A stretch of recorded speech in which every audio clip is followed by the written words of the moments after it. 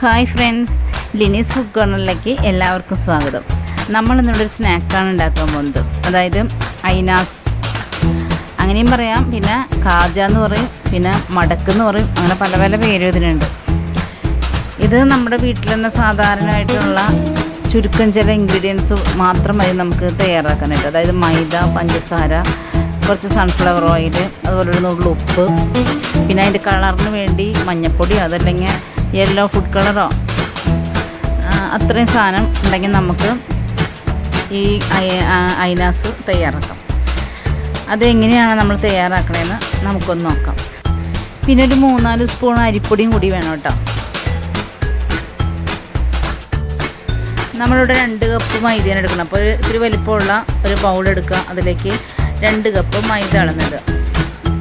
പിന്നെ ഒരു 2 spoon sunflower oil ഒഴിക്കാം.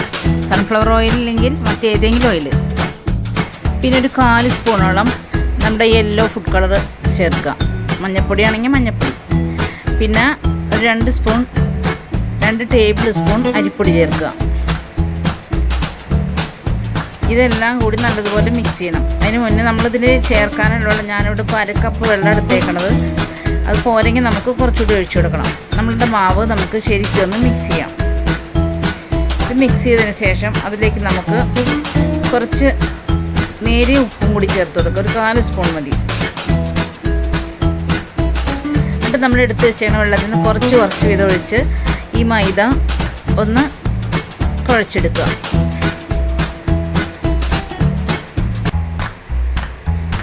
നമ്മളിവിടെ 1 കപ്പ് വെള്ളം എടുത്തിട്ടുള്ളൂ. നമുക്ക് പോരെങ്കിൽ കുറച്ചും കൂടി എടുക്കണം.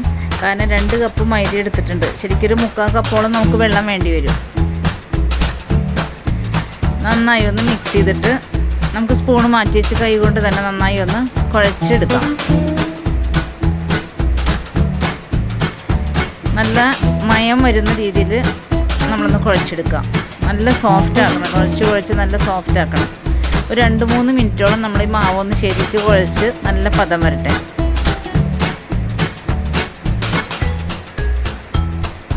എന്നാലേ നമുക്ക് ഈ ഐനാസ് നന്നായി വീർത്ത് വരുള്ളൂ.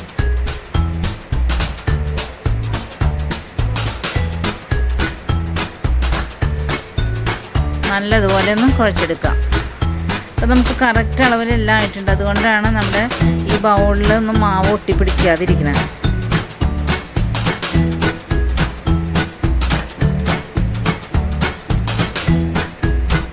മാവ് നല്ല സോഫ്റ്റായി വന്നിട്ടുണ്ട്.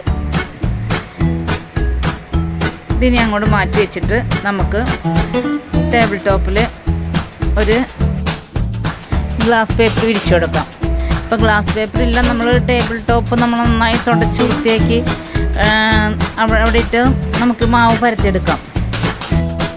എന്നിട്ട് അതിലേക്ക് നമ്മൾ കുഴച്ച് വെച്ചിരിക്കുന്ന മാവ് ഒന്ന് എടുത്ത് വയ്ക്കാം. നല്ലതുപോലെ ഒന്ന് പരത്തിയെടുക്കാം. ഈ മാവിന് മേലെ ഒരു ഗ്ലാസ് പേപ്പറും കൂടി വെക്കുക. അപ്പോൾ നമുക്ക് പരത്താൻ എളുപ്പമായിരിക്കും. ഞാൻ കൊഴലപ്പം ഉണ്ടാക്കിയപ്പോൾ കാണിച്ചു തന്നായിരുന്നു. നമുക്ക് പെട്ടെന്ന് പരത്തിയെടുക്കാൻ പറ്റും. നമ്മുടെ കയ്യിലൊന്നും ആവുകയില്ല. ഇത്തിരി വൃത്തിക്ക് മെനക്കൊക്കെ നമുക്കിത് ചെയ്യാൻ പറ്റും. അപ്പോൾ നമ്മളൊരു ഗ്ലാസ് പേപ്പർ മേലെ വെച്ചിട്ട് ഒരു ചപ്പാത്തി പോലെ കൊണ്ട് നമ്മൾ ശരിക്കും ഒന്ന് പരത്തി കൊടുക്കുക. ആ ഗ്ലാസ് പേപ്പർ ഫുള്ളായിട്ടും ഞാനിപ്പോൾ പരത്തിയെടുത്തിട്ടുണ്ട്. പരത്തിയെടുത്തതിൻ്റെ മേലെ നമുക്ക് ഈ ഗ്ലാസ് പേപ്പർ നല്ല പെട്ടെന്ന് എളുപ്പത്തിൽ തന്നെ നമുക്കത് പറിച്ച് മാറ്റാം. എന്നിട്ട് അതിലേക്ക് നമ്മൾ കുറച്ച് ഓയിൽ ഒഴിച്ച് കൊടുക്കാം. ഞാനിവിടെ ഒരു 30 ml ഓയിൽ എടുത്ത് വെച്ചിട്ടുണ്ട്. അതിൽ നിന്ന് കുറച്ചതിന് മേലെ ഒന്ന് ഒഴിച്ച് മൊത്തത്തിലൊന്ന് തടവി കൊടുക്കുക. ഇനി നമുക്ക് നമ്മൾ മാറ്റി വെച്ചിരിക്കുന്ന കുറച്ച് അരിപ്പൊടി ഉണ്ട്. ആ അരിപ്പൊടി ഇതിന് മേലെ നമുക്ക് സ്പ്രെഡ് ചെയ്ത് കൊടുക്കാം. കാരണം നമ്മൾ ഈ പരത്തി വെച്ചേക്കണ മാവ് മടക്കുമോ ഒട്ടിപ്പിടിച്ച് പോകാതിരിക്കാൻ വേണ്ടിയാണ് ഇത് ചെയ്യുന്നത്.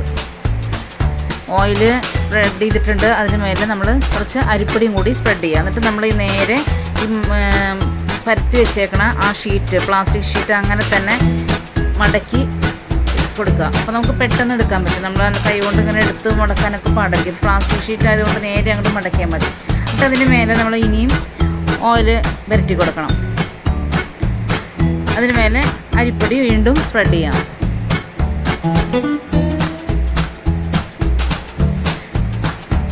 എന്നിട്ട് നേരെ ഇപ്പുറത്തെ സൈഡിൽ നിന്ന് വീണ്ടും മാവ് അങ്ങോട്ട് മടക്കി കൊടുക്കുക.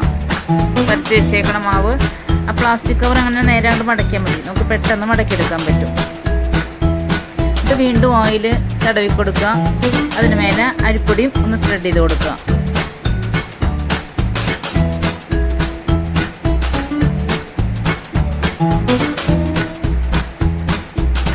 വീണ്ടും നമ്മൾ എന്നിട്ട് ഈ പ്ലാസ്റ്റിക് ഷീറ്റ് ഒന്നും കൂടി അങ്ങോട്ട് മടക്കുക.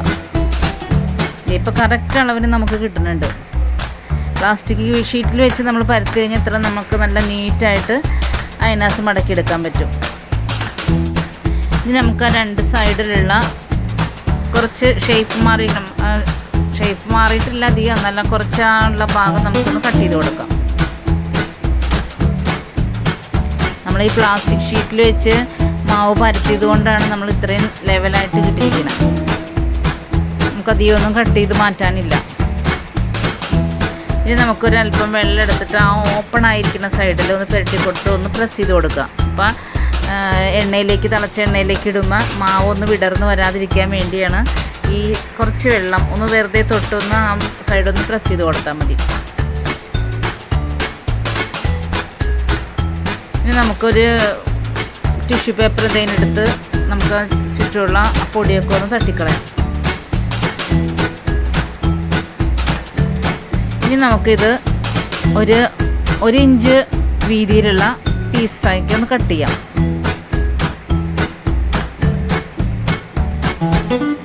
ഇപ്പോൾ വീതി കൂടണം എന്നുണ്ടെങ്കിൽ വീതി കൂട്ടി നമുക്ക് കട്ട് ചെയ്യാം കേട്ടോ. ഞാനിപ്പോൾ 1 ഇഞ്ച് വീതിയിലാണ് കട്ട് ചെയ്തെടുത്തിരിക്കുന്നത്. ഇതെല്ലാം നമുക്കിനി ഒന്ന് ഒരു ഓയിൽ ഇതിന് മേലെ നമ്മൾ ഈ PVC പൈപ്പ് വെച്ചതൊന്ന് പരത്തുമ്പോൾ അത് ഒട്ടിപ്പിടിക്കാതിരിക്കാൻ വേണ്ടി മാത്രം ഒന്ന് ഓയിലൊന്ന് തൊട്ട് കൊടുക്കുക. എല്ലാ പീസിൻ്റെ മേലെ ഒരേ നുള്ള ഓയിലൊന്ന് തൊട്ട് കൊടുക്കുക. ഇനി നമുക്ക് ഒരു PVC പൈപ്പ് എടുത്ത് നമുക്കിതൊന്ന് പരത്തി കൊടുക്കാം. നമ്മൾ ഈ ഷീറ്റിൽ തന്നെ ഒരു അടയാളം വെക്കുകയാണെങ്കിൽ കറക്റ്റ് അളവിൽ നമുക്ക് ഐനാസ് പരത്തിയെടുക്കാൻ പറ്റും. ഞാനിപ്പോൾ അതൊന്നും നോക്കിയിട്ടില്ല. അങ്ങനെ കറക്റ്റ് അളവിൽ നമുക്ക് ഐനാസ് പരത്തിയെടുക്കാൻ പറ്റും. ഇപ്പോൾ എല്ലാ ഐനാസും നമ്മൾ പരത്തി കഴിഞ്ഞിട്ടുണ്ട്. ഇനി നമുക്കിതൊന്ന് മൊരിയിച്ചെടുക്കണം. ഞാനിപ്പോൾ ഇതിൻ്റെ സൈഡിൽ ഒരു ഫോർക്ക് വെച്ച് ഒന്ന് ഷേപ്പ് ചെയ്തിട്ടുണ്ട്. അപ്പോൾ ആ സൈഡ് പ്രസ് ചെയ്ത് വരികയും ചെയ്യും, വിടർന്നു പോകാതിരിക്കുകയും ചെയ്യും, ഒരു ഭംഗിയായിരിക്കും. നമ്മളത് നന്നായി എണ്ണ ചൂടായിട്ട് മാത്രമേ നമ്മളത് ഇട്ടിടാൻ പാടുള്ളൂ കേട്ടോ.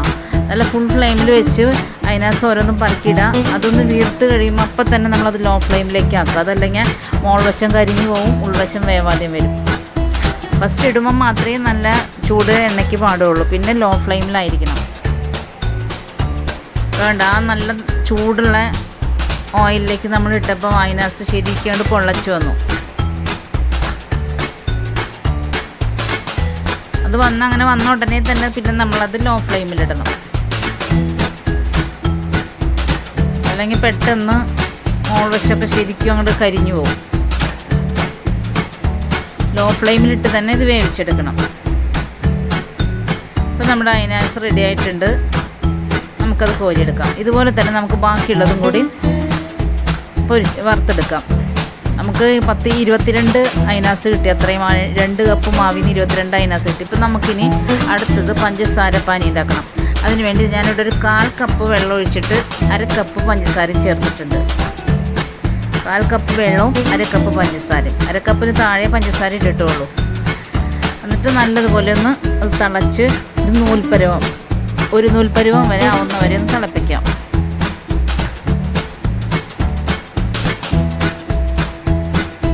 എന്നിട്ട് ഇതിന് മേലേക്ക് ഒന്ന് നമുക്ക് ഒഴിച്ചു കൊടുക്കാം. ശരിക്കും ഇത് ചിലരൊക്കെ മുക്കിയെടുക്കും. ഓരോ ഐനാസും എടുത്ത് തിളപ്പിച്ച് വെച്ചാണ് പഞ്ചസാര പാനിയിൽ മുക്കിയെടുക്കും. എനിക്ക് പിന്നെ ഒത്തിരി മധുരമുള്ളത് അത്ര താല്പര്യമില്ല. അതുകൊണ്ട് ഞാൻ ഇങ്ങനെ കുറച്ച് വീതം സ്പ്രെഡ് ചെയ്യണേ ഉള്ളൂ. കുറേശ്ശെ ഒഴിച്ചു കൊടുക്കണം, അത്രയേ ഉള്ളൂ.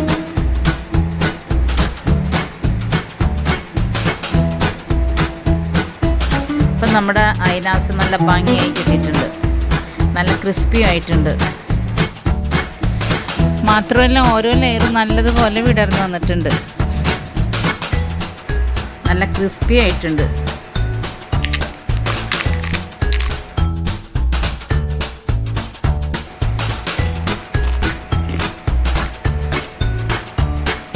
ആഹാ,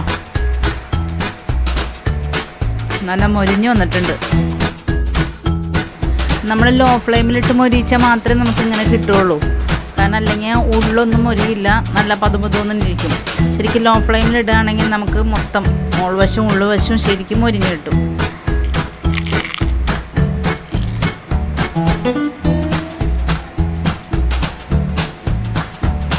അപ്പോൾ എല്ലാവരും ഇത് ചെയ്ത് നോക്കുക.